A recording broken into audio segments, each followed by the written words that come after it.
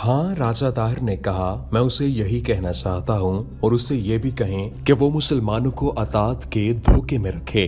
बदीमन ने कहा, उनके लिए शहर के दरवाजे खोल दे और इनका इस्तकबाल करे। जब मुसलमानों की तमाम फौज अंदर आ जाए तो दरवाजे बंद कर दे और अपनी फौज से इस पर हमला कर दे।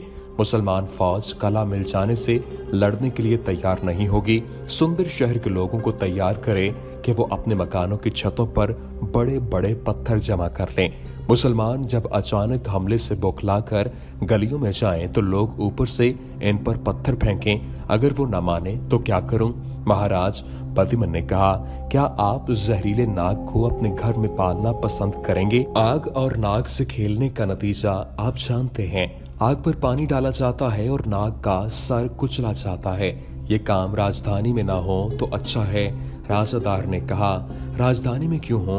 बदीमन ने कहा, वो वापस जाएगा तो रास्ते में नाग का सर कुचल दिया जाएगा और मशहूर ये करेंगे कि उसे अरबों ने कत्ल किया है और नैरून में ये खबर फैलाएंगे कि हाकिम ने राजधानी से वापसी पर अपने साथ दो निहायत ही खूबसूरत लड़कियां लेकर जा रहा था। आप देख रहे हैं डेली जमील सीरीज। फातेह सेंध मोहम्मद बिन कासिम सीरीज की ये 17वीं एपिसोड है। अरब फौजी लड़कियों को अपने साथ ले गए हैं। इसके साथ मुहाफिज होंगे। ताहिर ने कहा, फौज तो नहीं होगी। बदीमन ने कहा, 10-12 मुहाफिज होंगे। हमला उनके किसी पड़ाव पर होगा जब सब सोए हुए होंगे।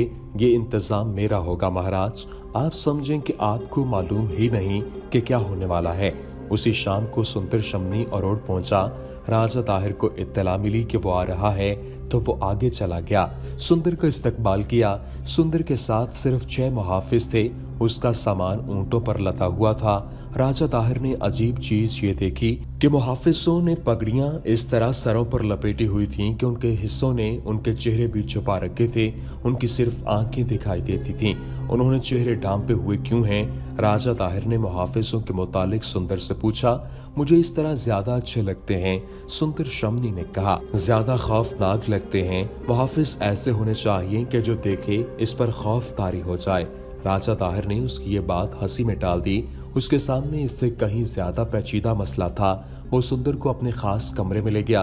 क्या ये सच है कि तुमने मुसलमानों की अतात को कबूल कर लिया है? राजा ताहिर ने उससे पूछा। हाँ महाराज, सुंदर ने कहा, यह बिल्कुल सच है। और तुमने जजिया देना कबूल किया है? हाँ महाराज, सुंदर ने जवाब दिया। मैंने इस शहर के लोगों के लिए जिसका मैं हाकिम हूँ अमन व अमान का सौदा किया है।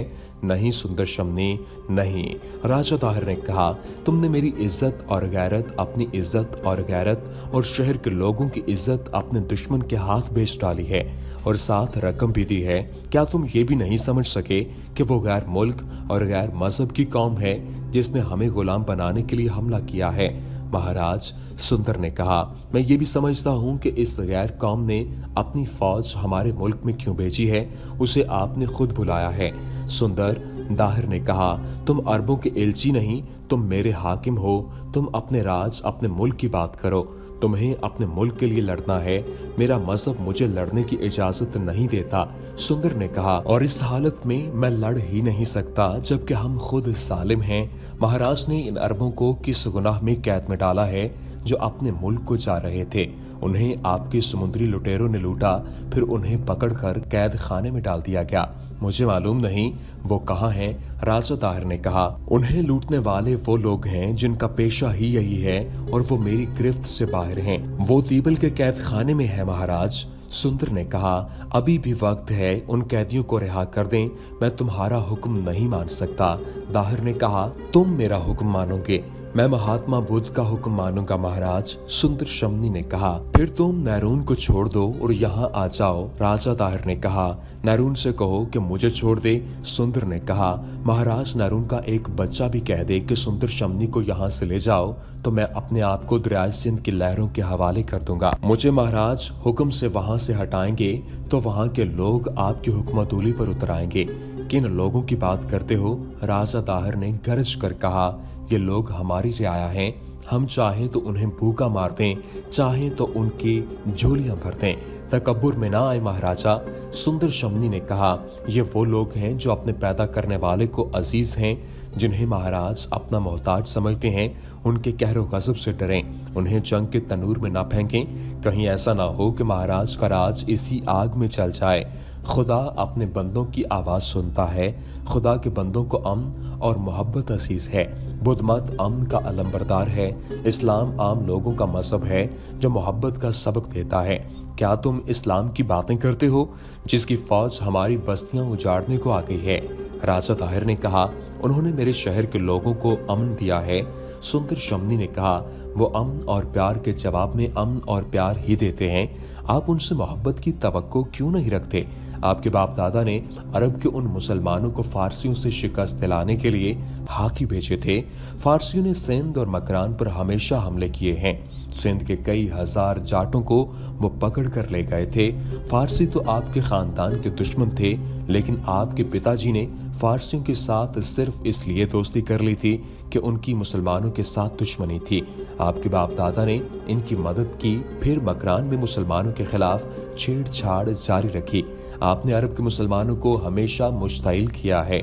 इनके बागी अरब से निकल कर आए तो आपके बाप दादा ने उन्हें मकरान में पनाह दी और उन्हें अरबों के खिलाफ उकसाते और भड़काते रहे।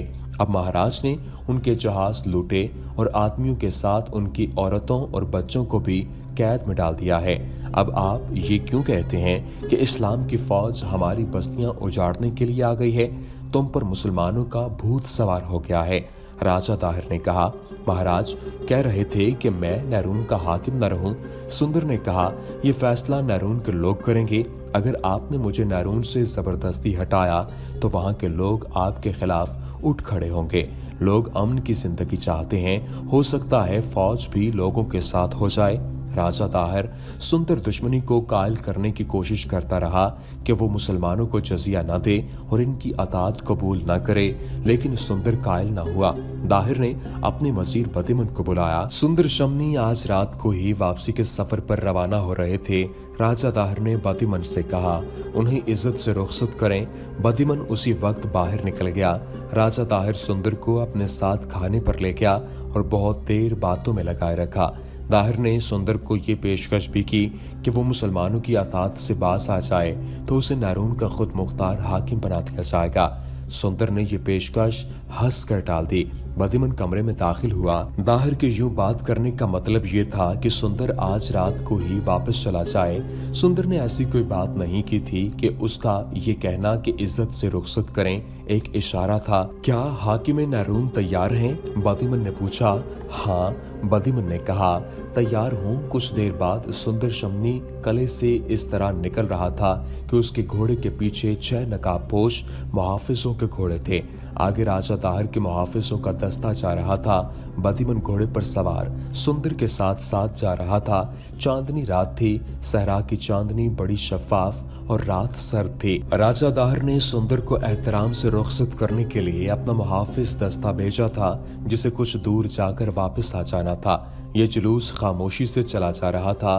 रात खामोश थी। घोड़ों के कदमों की आवाजों के सिवा कोई आवाज नहीं थी। जुलूस कले से कोई 1 मील दूर चला तो बदिमन ने सुंदर को रोक लिया, इससे हाथ मिलाया और हाथ जोड़कर प्रणाम किया। दाहिर के मुहाफिजों ने घोड़े रास्ते के दाएं और बाएं खड़े कर दिए और सब ने तलवार निकालकर आगे को झुका दी। सुंदर और इसके मुहाफिज इनके दरमियान से गुजर गए।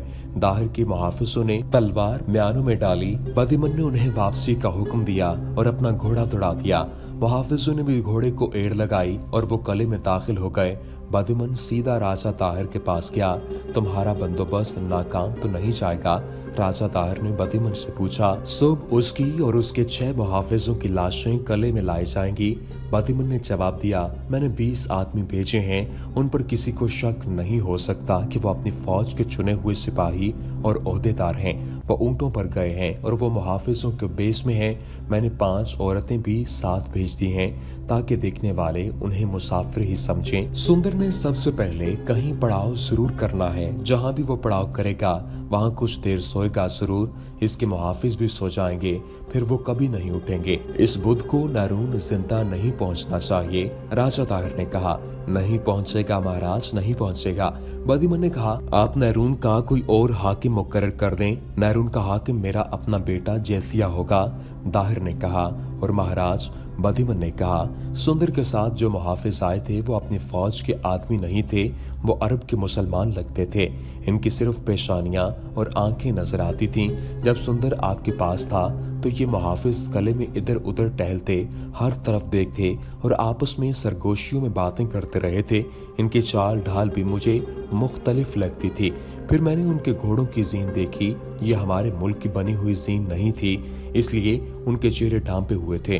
राजा ताहिर ने कहा, इसका मतलब ये हुआ कि उस शख्स ने अरबों की फौज के साथ ताल्लुक पैदा कर लिया है और उसने अपने लिए अरब मुहाफिज रख लिए हैं।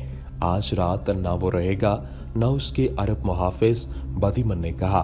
जब बदिमन राजा ताहिर के साथ ये बातें कर रहा था, उस वक्त सुंदर 6 मुहाफिजों के साथ नारून के रास्ते पर जा रहा था।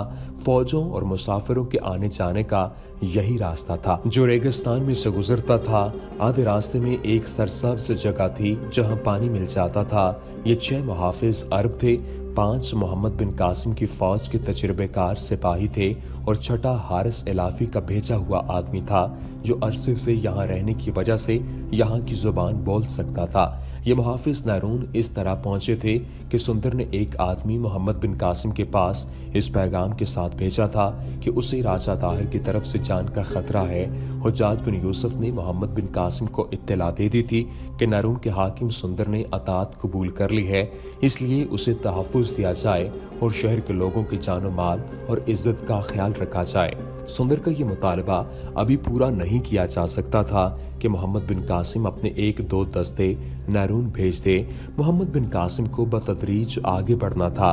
उसने इलाफी के साथ खुफिया राब्ता रखा हुआ था। उसने इससे पूछा कि इसे क्या करना चाहिए। नारून में आपके जासूसों की मौजूदगी जरूरी है, इलाफी ने जवाब दिया और अपना एक आदमी भेजा था। उसने कहा था कि मैं जो आदमी भेज रहा हूँ ये आपके जासूसों के साथ नारून जाएगा। वो नारून के हाकिम सुंदर से मिलेगा और उसे कहेगा कि इन सब को अपने मुहाफिज बनाकर रख लें। सुंदर के साथ मुआहिदा हो चुका है, इसलिए वो वैसे ही करेगा जैसे उसे आप कहेंगे। ये जासूस सुंदर पर भी नजर रखेंगे कि वो धोखा तो नहीं दे रहा। इस तरह ये 6 अरब सुंदर के पास चले गए थे। मोहम्मद बिन कासिम के निज़ामी जासूसी के सरबराह शाबान सकफी ने इन आदमियों को खास हिदायत देकर भेजा था। अरोड़ के राज दरबार से जब सुंदर का बुलावा आया था तो सुंदर को मालूम था कि वहाँ क्या बातें होंगी, लेकिन उसने कोई खतरा महसूस नहीं किया था। वो जुर्रतमंद और बेबाक आदमी था। वो अपने इन मुहाफिजों को साथ ले जाना चाहता था जो पहले से उसके पास थे। वो फौज के आदमी थे जिनमें ज्यादातर हिंदू थे। अरबी मुहाफिज शाबान सकफी के खास आदमी थे। उन्होंने सुंदर को मशवरा दिया कि वो उन्हें साथ ले चले और ये उन्होंने ही सोचा था कि उनके चेहरे से ढांपे हुए होंगे ताकि अरोड़ में किसी को शक न हो कि ये अरब हैं। नारून में उनके मुतालिक मशहूर किया गया था कि ये इन अरबों में से हैं जो अरब से भाग कर आए और यहाँ आकर आबाद हो गए थे। सुंदर रात को अरोड़ से नारून के वापसी सफर पर रवाना हुआ था। रात गुजर गई, सुबह तुलू हुई, सूरज सहरा के उफक से उभरा और ऊपर ही ऊपर उठता आया। राजा ताहिर की आंख खुली तो उसने पहली बात ये पूछी कि बदिमन आया? नहीं आया महाराज, उसे जवाब मिला। जो ही आए उसे अंदर भेज देना, राजा ताहिर ने कहा। बहुत सा वक्त गुजर गया तो राजा ताहिर ने पूछा कि बदिमन नहीं आया? वो नहीं आया था। राजा ताहिर ने कहा उसे फौरन बुलाया जाए।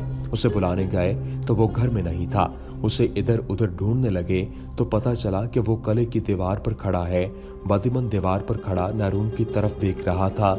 नारून की तरफ से आने वाला रास्ता दूर तक नजर आ रहा था। सहरा की रेत धूप में चमकने लगी थी।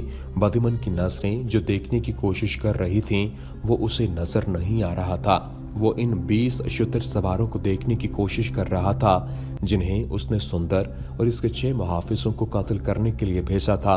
उन्हें अब तक वापस आ जाना चाहिए था, लेकिन जहां तक आंखें देख सकती थीं वो आते नजर नहीं आ रहे थे। उसे बताया गया कि महाराज बुला रहे हैं और वो मायूसी के आलम में किले की दीवार से उतरा और राजा ताहिर के पास गया। तुम जानते हो मैं किस खबर का इंतजार कर रहा हूँ? राजा ताहिर ने कहा, मैं भी उसी खबर का मुंतजिर हूँ महाराज। बदिमन ने कहा, मैं उनकी राह देख रहा हूँ। हो सकता है सुंदर रात को कहीं रुका ही ना हो। अगर वो दिन को कहीं रुका और वो और मुहाफिज सो गए तो भी उन्हें साफ कर दिया जाएगा। रात को तो वो कहीं ना कहीं जरूर रुकेगा। वो नरून नहीं पहुंच सकता महाराज। मेरा ख्याल है कि वो दूर निकल गए हैं महाराज। कल तो वो जरूर आ जाएंगे। वो दिन गुजर गया, रात गुजरी, अगली सुबह तुलू हुई। बदिमन फिर किले की दीवार पर जा चढ़ा और उसकी नजरें सहरा को खोजने लगी। उसे शुतर सवारों का काफिला वापस आता नजर न आया। राजा ताहिर इससे ज्यादा बेचैन था। आखिर वो चौथे रोज दोपहर को वापस आए। कातिलों के इस गिरोह का कमांडर बदिमन के सामने जा खड़ा हुआ। काम कर आए हो? बदिमन ने पूछा। कमांडर ने सर हिलाकर बताया कि काम नहीं हुआ। क्यों? बदिमन ने गर्ज कर पूछा। क्या वजह हुई है? तुम सब इन औरतों में मगन हो गए होगे जिन्हें तुम्हारे साथ भेजा गया था। नहीं महाराज, कमांडर ने जवाब दिया, हम तो कहीं सांस लेने को भी नहीं रुके। हम नरून के करीब से वापस आए हैं। वो हमें कहीं भी नजर नहीं आए। उन्होंने शायद रास्ता बदल लिया था। बदिमन का मुंह लटक गया। उसने राजा ताहिर को बताया कि शिकार हाथ से निकल गया है। शिकार नहीं, राजा ताहिर ने कहा, नरून हाथ से निकल गया है। अब कुछ और सोच रहा हूँ। वो किधर निकल गए हैं? बदिमन ने कहा, क्या उन्हें शक हो गया था सांप निकल गया है? राजा ताहिर ने कहा, पीछे जो लकीर छोड़ गया है उसे मत देखते रहो। सोचना यह है कि नरून के लोगों को किस तरह सुंदर के खिलाफ किया जाए। लोग अमन चाहते हैं। उस शख्स ने लोगों के जहनों में मालूम नहीं क्या डाल दिया है कि वो बुज़दिल हो गए हैं और इसी की सुनते हैं और इसकी बात को सच मानते हैं। कुछ करें महाराज, बदिमन ने कहा। कब करोगे? राजा ताहिर ने कहा, मालूम होता है तुम्हारी अकल जवाब दे गई है और मेरे दिल पर वैसे ही एक वहम बैठ गया है कि मैंने सुंदर को नरून की हाकमियत से सुबकदोश किया तो शायद आसमान गिर पड़ेगा। मैं उसे इसके घर में कत्ल करा दूंगा। ये ना हुआ तो मैं उसे वापस बुला लूंगा। अगर उसने नरून न छोड़ा तो मैं उसके खिलाफ फौजी कार्रवाई करूंगा। आप कुछ भी ना करें तो बेहतर है। बदिमन ने कहा, हालात हमारे हक में नहीं। दुश्मन तूफान की तरह आ रहा है। कहीं ऐसा ना हो कि आपका जबर बगावत की आग भड़का दे। हमें अब जो भी कार्रवाई करनी है सोच समझ कर करनी है। महाराज अपनी गलती की सजा भुगत रहे हैं। एक तरफ बुद्धों को आपने इतना ज्यादा दबा कर रखा हुआ है कि उनकी इबादत गाहों पर पाबंदी आयद कर दी और दूसरी तरफ बुद्धों को ही शहरों का हाकिम बना दिया। देख लें कितने शहरों के हाकिम बुद्ध हैं। अगर सब ने सुंदर शमनी जैसा रवैया इख्तियार कर लिया तो हमारे लिए मुश्किल पैदा हो जाएगी। अभी नरून की बात कर। राजा ताहिर ने कहा, अगर अरबी फौज दीबल से आगे बढ़ आई तो नरून को अड्डा बना लेगी। बदिमन गहरी सोच में गुम हो गया। राजा ताहिर कुछ न कुछ बोलता रहा और बदिमन जैसे उसकी सुन ही न रहा था। उस वक्त जब राजा ताहिर और उसका वजीर बदिमन नरून के मसले में उलझे हुए थे, सुंदर नरून में जिंदा और सलामत बैठा था। वो कत्ल होने से इस तरह बच गया था कि बदिमन राजा ताहिर के मुहाफिज दस्ते के साथ सुंदर को एहतराम और शाही एजाज से रुखसत करने के लिए दूर तक इसके साथ गया था और वहां से बदिमन मुहाफिज दस्ते के साथ वापस आ गया था। जब बदिमन बहुत दूर वापस चला गया और सुंदर अपने 6 मुहाफिजों के साथ खासा आगे निकल गया तो इसके मुहाफिजों में से एक जो उम्र में सबसे बड़ा था रुक गया और उसने सबको रोक लिया। उसका नाम इब्ने यासिर था। वो शोबान सकफी का खास आदमी था। हाकिम नरून उसने सुंदर से कहा, आपको महाराजा यहाँ बुलाता रहता होगा। इब्ने यासिर ने इस अरब की मार्फत की बात की थी जो मकरान में आबाद था और वो यहाँ की जुबान जानता था। हाँ, सुंदर ने जवाब दिया, कभी कभी बुलाता है या शहरों के हाकिम खुद भी राजधानी में आते रहते हैं। क्या हर बार ऐसे ही होता है कि आप शाम को यहाँ आए और रात को ही आपको रुखसत कर दिया गया? इब्ने यासिर ने पूछा। नहीं, सुंदर ने जवाब दिया, मेरे साथ ये पहली बार हुआ है। जो हाकिम यहाँ आता है उसे 2-3 दिन यहाँ रखा जाता है और उसकी खातिर तवाज़ो की जाती है। क्या आपने खुद कहा था कि अभी वापस जाना चाहते हैं? नहीं, सुंदर ने जवाब दिया, राजा ने खुद ही अपने वजीर से कहा कि हाकिम नरून अभी वापस जा रहे हैं। फातेह सिंध मोहम्मद बिन कासिम सीरीज का सिलसिला जारी है। इससे आगे क्या हुआ वो आपको अगली एपिसोड में बताएंगे। उम्मीद करते हैं कि आपको हमारी ये वीडियो पसंद आई होगी। वीडियो पसंद आने की सूरत में लाइक कीजिए, शेयर कीजिए और हमारे चैनल को सब्सक्राइब करना मत भूलिएगा। वमा अलैना इल्लल बलागुल मुबीन।